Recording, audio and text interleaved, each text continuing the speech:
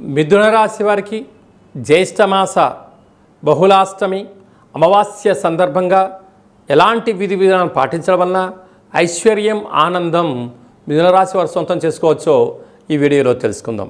మిథున రాశిలో ఏ నక్షత్రాలు వస్తాయిగా మృగశిర నక్షత్రంలోని 3వ పాదం 4వ పాదం, ఆర్ద్ర నక్షత్రంలోని 4 పాదాలు, పునర్వసు నక్షత్రంలోని 1, 2, 3 పాదములు కలిపితే మిథున రాశి. రాశాధిపతి బుధ భగవానుడు రాశిలోనే స్వక్షేత్ర సంచార స్థితిలో ఉండడము మిథున రాశి వారికి చాలా మంచి కాలంగా భావించవచ్చు. ఆత్మకారకుడు రవి, బుద్ధికారకుడు బుధుడు కలిసి ఉండడం వలన బుధాదిత్య రాజయోగము అంటారు.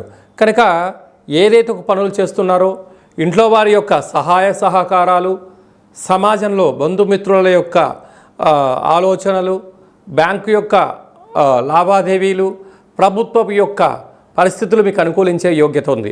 అక్కడే దేవగురు బృహస్పతి కూడా ఉండడం వలన ఆధ్యాత్మిక చింతన, తల్లిదండ్రుల యొక్క సేవ, భగవంతుడి యొక్క కృప కటాక్ష వీక్షణ వలన శత్రువులను తగ్గించుకోగలిగితే అంతా కూడా అదృష్టం మిథున రాశి వారి సొంతం అయ్యే పరిస్థితి ఉంటుంది.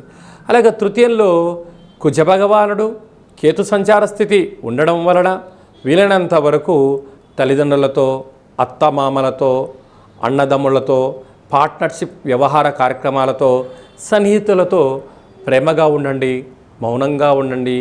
వారు ఏదైనా చెప్తే వినే ప్రయత్నం చేయండి.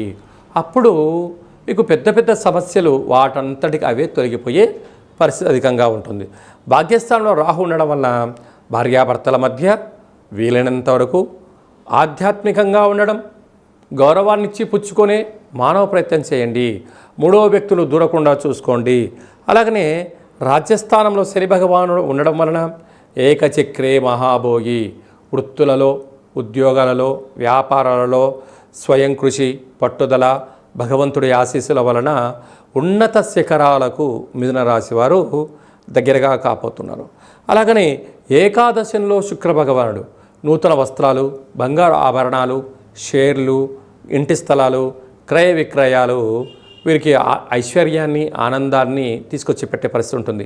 తీర్థయాత్రలు, అలాగనే దాన ధర్మాలు, యజ్ఞయాగాదులు, అన్నదాన సేవా కార్యక్రమాలు పాల్గొనడం వల్ల వీరికి ఆత్మ సంతృప్తి కలిగి ఐశ్వర్యం మిథున రాశి వారి సొంతం అవుతుంది. అలాగా స్వయం వృత్తులు, సేవారంగాలు, మార్కెటింగ్ రంగము, ఉద్యోగ వ్యాపారస్తులకి, వ్యవసాయ సోదరీమణులకు ఇది చాలా సువర్ణ యుగంగా భావించవచ్చు అని చెప్పి గమనించాలి.